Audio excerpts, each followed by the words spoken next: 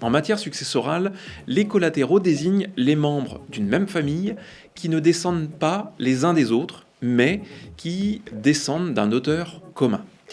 Dans cet ordre, on distingue d'un côté les collatéraux privilégiés, les frères et les sœurs, les neveux et nièces, et de l'autre les collatéraux ordinaires, les oncles et tantes, les grands-oncles, les grandes-tantes, les cousins et cousines. Étant précisé qu'en l'absence de conjoints survivants et d'héritiers en ligne directe, les enfants, ce sont les parents et les collatéraux privilégiés du défunt qui ont vocation à recevoir en priorité les biens composant la succession.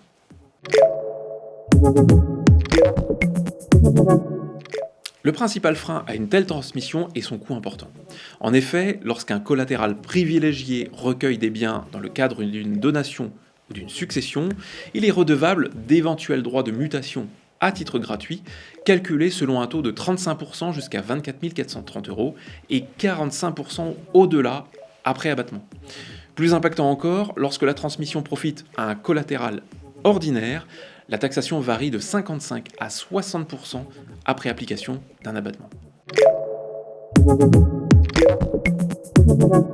L'assurance vie est un outil fréquemment utilisé pour gratifier ses proches, un outil d'autant plus intéressant qu'il bénéficie d'un cadre fiscal avantageux en cas de transmission par décès.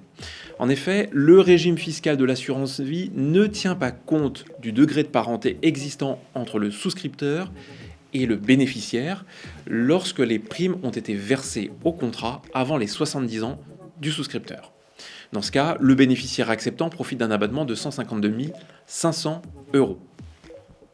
Autre solution, réaliser une donation avec démembrement de propriété.